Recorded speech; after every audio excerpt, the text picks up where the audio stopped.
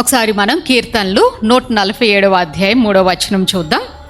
గుండె చెదిరిన వారిని ఆయన బాగు చేయువాడు, వారి గాయములు కట్టువాడు. ఆమెన్. మనతో క్రొత్త నిబంధన చేసిన దేవుని యొక్క లక్షణం ఏంటంటే, మనం గుండె చెదిరిపోయినప్పుడు ఆయన ఏం చేస్తారట, మనల్ని బాగు చేసే దేవుడు, మన గాయములన్నీ కూడా కట్టే దేవుడు. చాలాసార్లు చూడండి, మనం బాగున్నప్పుడు అందరూ మనతో ఉంటారు, మనం హైట్స్లో ఉన్నప్పుడు అందరూ మనతో ఉంటారు, మనం బెల్లాలా ఉన్నప్పుడు ఈగల్లాగా అందరూ మన చుట్టూ ఉంటారు. ఎప్పుడైతే గుండె చెదిరిపోతామో, ఈ రోజుల్లో స్పెషల్లీ యంగ్ పీపుల్ అంట 79% అందరూ డిప్రెషన్లో ఉన్నారంట, ఎస్పెషల్లీ ఇన్ ఇండియా. దీవించబడుతున్న యవనస్తులు ఉన్నారు, ఉన్నతమైన స్థాయిలకు వెళ్తున్న వాళ్ళు ఉన్నారు కదా, ఒంటరితనంతో డిప్రెషన్తో బాధపడుతున్న వాళ్ళు కూడా ఉన్నారు. We have a good news. మన దేవుడు ఎంత గొప్ప దేవుడు అంటే, మనం గుండె చెదిరిపోయినప్పుడు ఆయన మనల్ని బాగు చేయువాడు. Amen, amen. ఒకసారి మనం 1వ రాజులు 19వ అధ్యాయము 9వ వచనం చూసుకుందాం.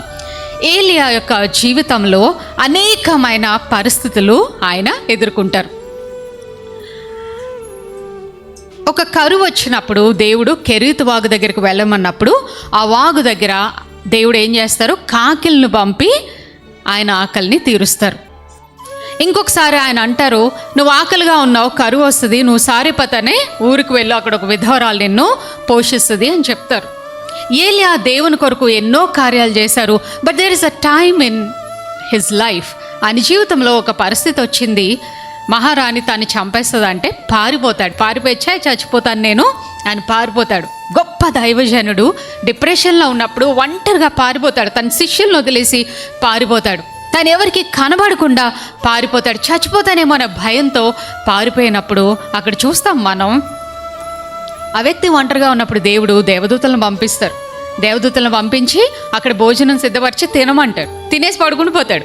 డిప్రెషన్లో ఉన్నోళ్ళు చేసే పనులేంటో తెలుసా, the one characteristics of a depression కదా, డిప్రెషన్లో ఉన్న వాళ్ళకున్న ఒక లక్షణం మీకు చెప్తున్నాను. మీ ఫ్రెండ్స్ కానీ మీలో కానీ ఎవరైనా ఉంటే you can just identify them, we can help them. వాళ్ళు ఎక్కువ నిద్రపోతూ ఉంటారు, తింటారు, పడుకుని పోతారు. That is a very unique character of a depressive person కదా. తింటారు, పడుకుని పోతారు, వాళ్ళకి ఇంకేం పని చేస్తారు, తింటారు, పడుకుంటారు, లేకపోతే తింటారు, పడుకుంటారు. వాళ్ళు ఎప్పుడు చూసినా లేజీగా ఉంటారు, నిద్రపోతూ ఉంటారు. That's a character. అలాంటి వాళ్ళు ఎవరైనా ఉంటే తిండి, ప్రార్థన చేద్దాం మనం, we will talk to them. తింటాడు, పడుకుని పోతాడు, దేవదూత ఇచ్చినప్పుడు మళ్ళీ దేవదూత లేపంటారు, నువ్వు తిను, నీకు ఇంకా చాలా ప్రయాణం ఉందంటే రెండోసారి తిని అప్పుడు బలం పొందుకుంటారు. సో ఈ ఏలియా డిప్రెషన్లో ఉన్నప్పుడు దేవుడు దేవదూతలను పంపించిన తర్వాత అక్కడ కూడా ఆయనకి సాటిస్ఫాక్షన్ రాదు. He will come down. అంతటి యెహోవాకి ఏలియాకు ప్రత్యక్షమై, మనం ఎలాంటి దేవుణ్ణి కలిగి ఉన్నాము, గుండె చెదిరిన వారిని బాగు చేసే దేవుడితో మనం నిబంధన చేస్తున్నాం.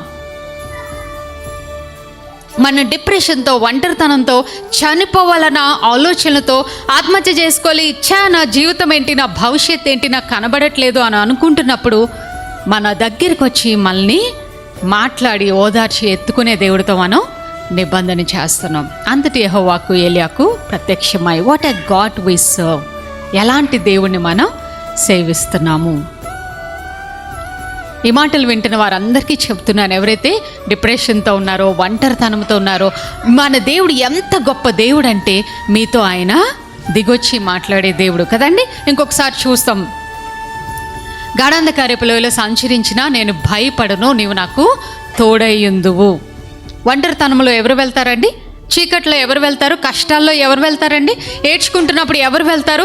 అయ్యో నాకేం కనబడట్లేదు అన్నప్పుడు ఎవరు వెళ్తారు? Our God will be with us. అలాంటి టైంలో దేవుడు మనతో ఉంటారు. యెషయాలో ఉంటుంది, నీవు జలములో బడి వెళ్ళినప్పుడు అవి నీ మీద పారవు, అగ్నిలో బడి వెళ్ళినప్పుడు జ్వాలలు నిన్ను కాల్చవు, యెహోవానగు నేను నీకు తోడై ఉన్నాను. What a God.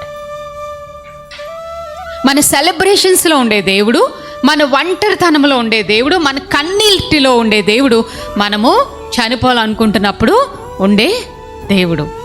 గుండె చెదిరిన వారిని బాగు చేసే దేవుడు మన దేవుడు. ఆ దేవునితో మనందరం కూడా ఈరోజు నిబంధనలోనికి వెళ్తున్నాం.